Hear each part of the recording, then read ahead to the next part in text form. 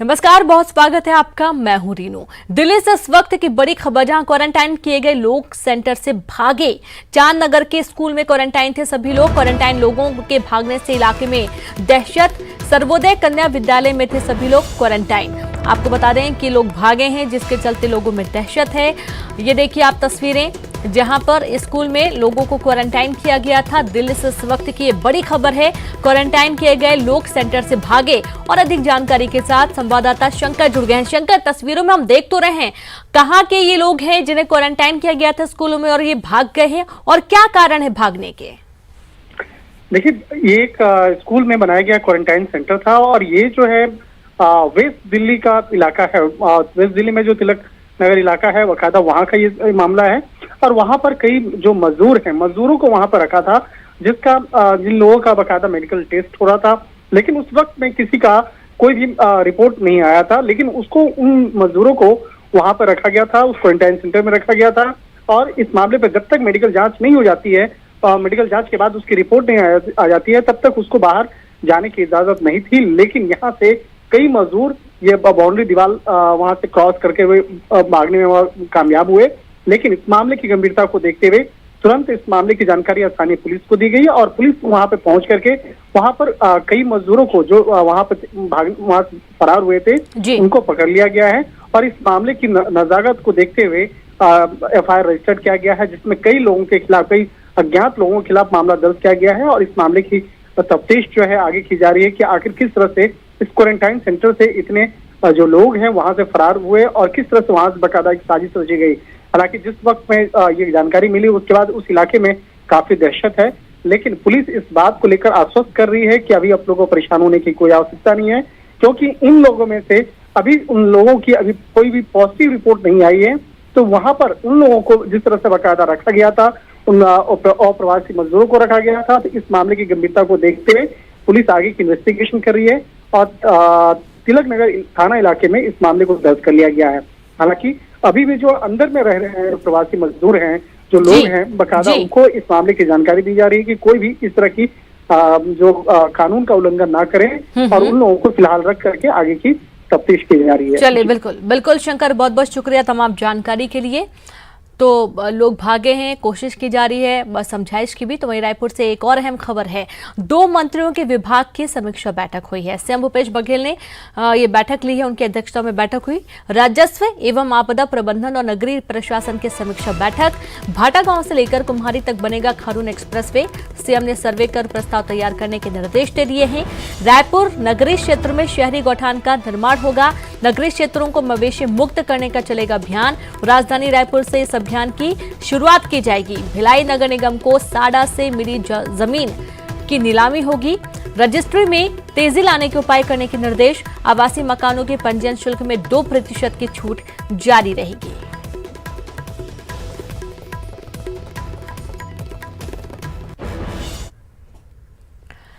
तो ये अगली खबर रायपुर से। छत्तीसगढ़ में फिलहाल कोरोना के 22 एक्टिव केस हैं। रायपुर के 2, दुर्ग के 8, कवर्धा के 6 और सूरजपुर के 6 मरीज। सभी का रायपुर एम्स में इलाज जारी है। 58 में से 36 मरीज पूरी तरह ठीक हुए। अब तक 20,761 संदिग्धों की जांच हुई। 19,783 की रिपोर्ट नेगेटिव आई है।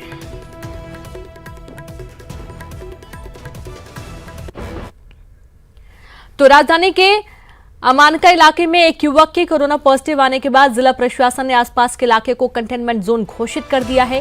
सरस्वती नगर थाना क्षेत्र में आने वाले 6 जगहों को कंटेनमेंट जोन घोषित किया गया, जहां मेडिकल इमरजेंसी के अलावा घर से निकलने पर पाबंदी रहेगी।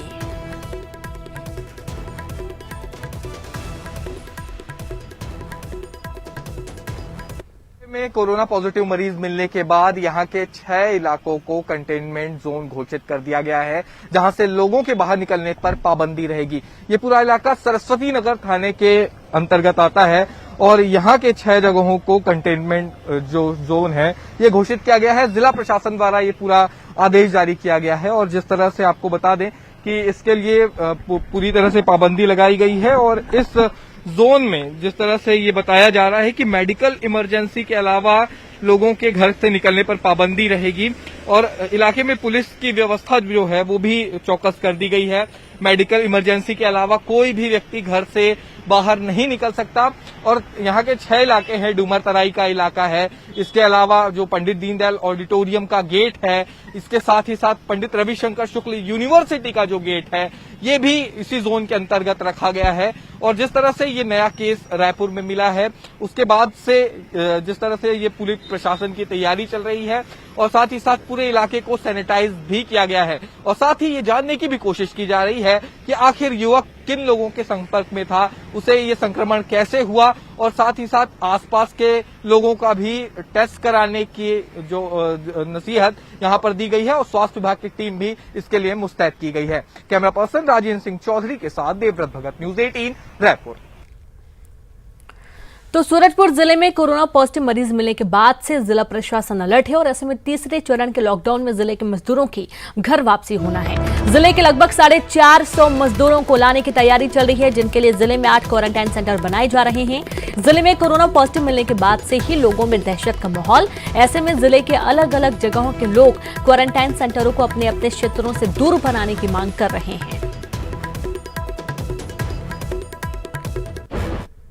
अनुरोध किया है कि यहाँ से 7 किलोमीटर 6 किलोमीटर दूर ITI सेंटर है, जो कि गांव और रोड मुख्य मार्ग से काफ़ी दूर है, वहाँ पे उनको रखा जाए, जिससे यहाँ की संक्रमण जो फैले ना। चिकनी जजावल में कई लोगों को निकला है, हम नहीं चाहते हैं कि वो महामारी हमारे भटगांव में फैले, इसलिए वहाँ क्वारंटाइन सेंटर ना बनाया जाए, दूसरा जगह जहाँ ले आके बनाना है। अभी तक हम लोगों ने जहाँ जहाँ भी गए हैं वहाँ पे इन परिस्थितियों को संभाल लिया गया है। लोगों को एक बार सारी परिस्थितियों को अवगत कराए जाने से लोग इस बात को समझ रहे हैं, और चूंकि हमारे जिले के लोग हैं इसलिए लोग उसमें सहयोग भी कर रहे हैं। तो वहीं जगदलपुर में रैपिड टेस्टिंग में 2 लोगों में कोरोना के संभावित लक्षण पाए गए हैं, जिसके बाद डिमरापाल मेडिकल कॉलेज में दोनों का RT-PCR टेस्ट कराया जा रहा है। टेस्ट रिपोर्ट के बाद ही पूरा मामला साफ हो पाएगा।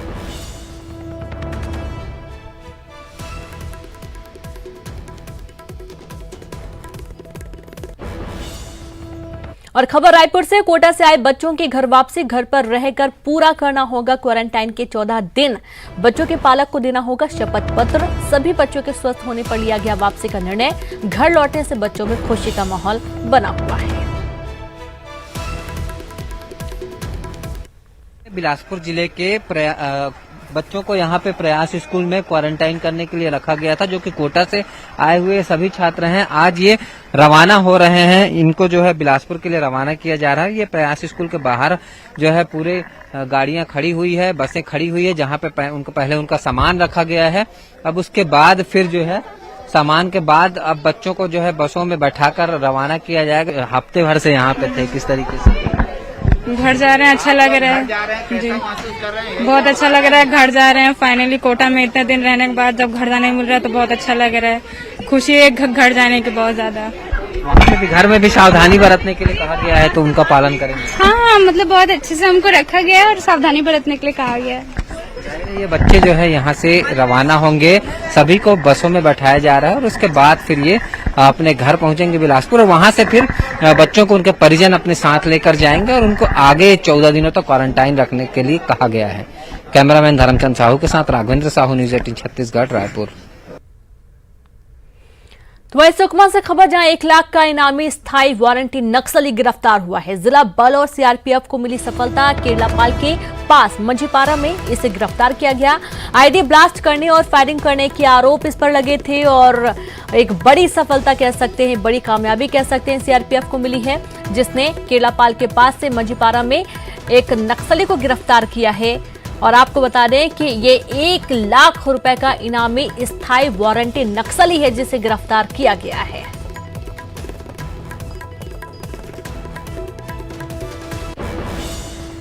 तो कवर्धा में कार से नोट बरसाने का मामला सामने आया है। मिली जानकारी के मुताबिक जिले के पांडातराई के मेन रोड पर सफेद रंग की कार से 10, 20 और 200 रुपए के नोट हवा में उड़ाए गए, जिससे इलाके के लोग दहशत में आ गए। सड़क पर गिरे नोट को कोरोना संक्रमण के डर से किसी ने उठाने की हिम्मत नहीं दिखाई। पांडातराई पुलिस इस मामले की जांच में जुट गई है।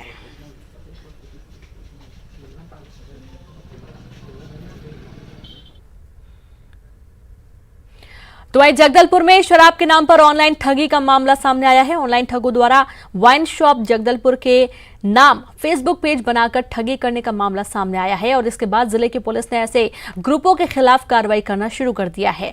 सीएसपी के मुताबिक सोशल साइट्स के जरिए ठगी करने और आपत्तिजनक कमेंट्स करने वालों पर निगरानी भी करना शुरू कर दी गई है।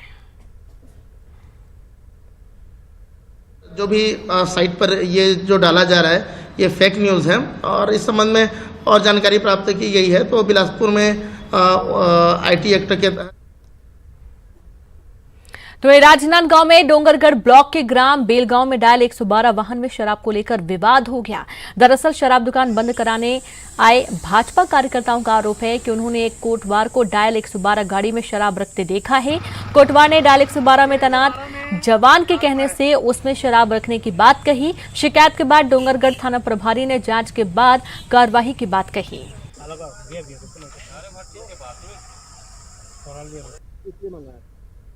साहब होकर गी से अब मैं वो जब खड़े रहे हैं धर के लेके तानला धर के कौन से साहब?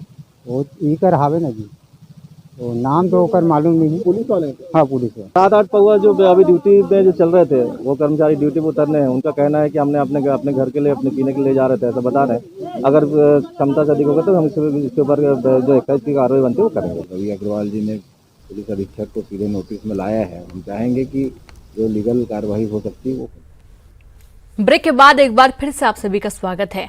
लॉकडाउन के दौरान मिली छूट के बाद बलौदा बाजार और भाटापारा जैसे बड़े बाजार में दूसरे दिन भी प्रशासन सक्रिय नहीं हुआ, जिसके चलते सोशल डिस्टेंसिंग की धज्जियां उड़ती दिखाई दी, जिससे संक्रमण फैलने का खतरा बढ़ा। जिले में भी ये तेजी से बढ़ रहा है क्योंकि दुकानें खुली दिखाई दी और लोगों ने बिल्कुल भी सोशल डिस्टेंसिंग का पालन नहीं किया।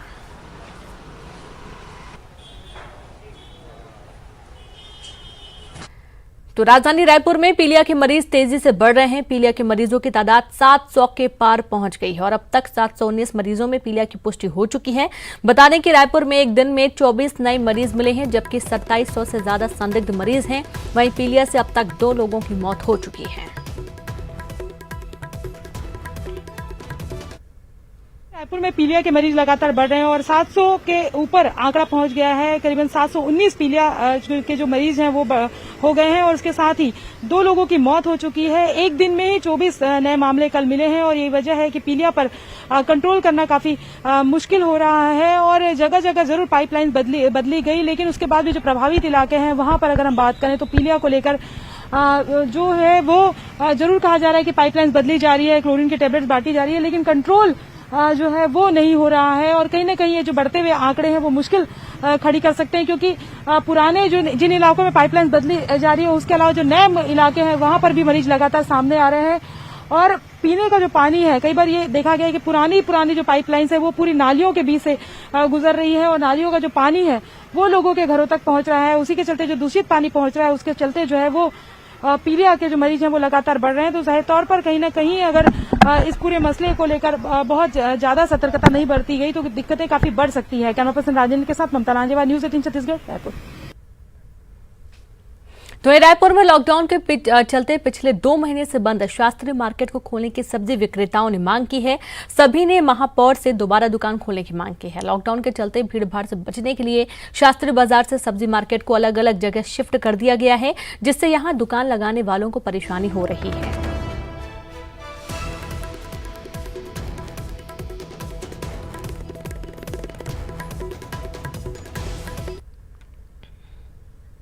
तो लॉकडाउन के दौरान सड़कें खाली रह रही हैं, लेकिन रायपुर के भारत माता चौक के पास इस दौरान भी कई हादसे हो रहे हैं और इस सब के पीछे वजह है तेज रफ्तार।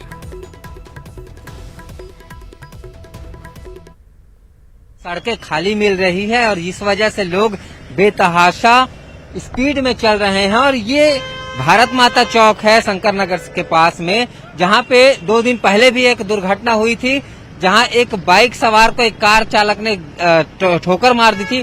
आज फिर एक बार एक्सीडेंट हुआ है और इस जगह पे ये जो कार है इसने एक जो है वैन को टक्कर मारी है, आमने सामने की टक्कर हुई है। ये आए दिन ये हॉट स्पॉट बन गया है जहां पे दुर्घटनाएं हो रही है। यहाँ पे ट्रैफिक जवान भी उपस्थित रहते हैं, लेकिन बावजूद इसके लोग जो हैं इतने ज्यादा स्पीड में चल रहे हैं कि वो आए दिन दुर्घटनाएं यहाँ पर हो रही है। जाहिर है लॉकडाउन है, लोगों को कम स्पीड में चलना चाहिए, लेकिन सड़कें खाली पाकर लोग इसी तरीके से जो है ज्यादा स्पीड में चल रहे हैं और दुर्घटनाओं को निमंत्रण दे रहे हैं। हालांकि किसी तरीके से जान माल का नुकसान नहीं हुआ है, लेकिन एक्सीडेंट तो हुआ है और ऐसे एक्सीडेंट से जाहिर तौर पर लोगों की जान पर आफत आ सकती है। कैमरामैन धर्मचंद साहू के साथ राघवेंद्र साहू, न्यूज 18 छत्तीसगढ़, रायपुर। तो वैश्विक महामारी कोविड-19 के फैलाव को रोकने के लिए हर स्तर पर प्रयास किया जा रहा है। बैंक ऑफ महाराष्ट्र के द्वारा रायपुर जिले के कलेक्टर, पुलिस अधीक्षक, जिला पंचायत सीईओ को 2000 face mask, 28 non contact thermometer, 500 millilitre के 100 बॉटल हैंड सैनिटाइजर सौंपा गया। करीब 2 लाख रुपए कीमत के सामग्री को बैंक ऑफ महाराष्ट्र के zonal manager Dilip Kumar Raulo, deputy zonal manager Prashant Kumar Raju ने अपने हाथों से सौंपा। साथ ही बैंक ने मुख्यमंत्री राहत कोष के लिए 1 लाख रुपए का चेक भी सौंपा है।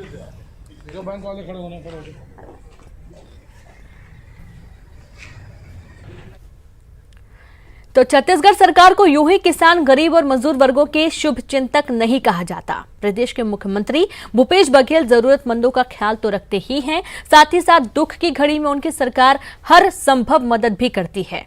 यही वजह है कि प्रदेश के दूसरे राज्यों में फंसे हजारों मजदूरों को लाने और यहां फंसे मजदूरों को भेजा जाने लगा है। आप पूरी रिपोर्ट देखिए। मुझे दीजिए इजाजत। नमस्कार।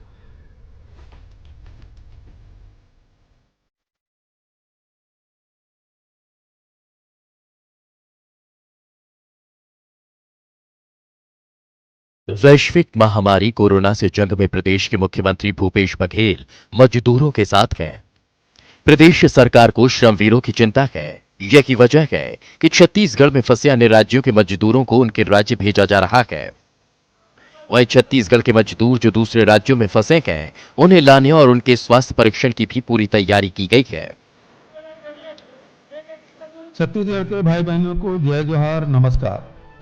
मैंने सभी कलेक्टर को निर्देशित किया है कि अपने जिले के जितने भी पंचायत हैं, उसके पंचायत के जो सरपंच हैं, सचिव हैं या ग्राम के पटेल हैं, आंगनबाड़ी के कार्यकर्ता हैं, उनको जरूर ये निर्देशित कर दें कि वे जितने भी बाहर से लोग आए हैं उनके लिए रजिस्टर मेंटेन करें।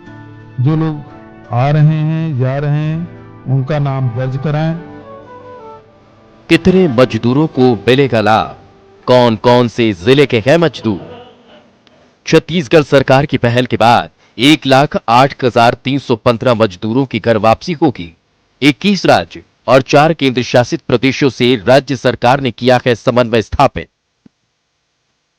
जांजगीर, बलौदाबाजार, राजनांदगांव, मुंगेली, कबीरधाम, बिलासपुर, बेमेतरा, कोंडागांव, जशपुर, सूरजपुर, कोरबा सहित 27 जिले के मजदूरों की होगी वापसी। संकट काल के समय में श्रमिकों के लिए जारी किया गया है helpline number. CM Bhupesh Baghel ने राज्य के सभी कलेक्टरों को दिए निर्देश। घर वापसी के समय चेक पोस्ट पर होगी श्रमिकों और लोगों की स्क्रीनिंग। कर्मवीरों से सेहत को ध्यान में रखते हुए सरकार ने की है क्वारंटीन की व्यवस्था। जो लोग भी बाहर से आ रहे हैं उसे 14 दिन का क्वारंटाइन में रखने की व्यवस्था करें, ताकि जो कोरोना वायरस है इसे लड़ाई लड़ सकें और उसे बचाव किया जा सके।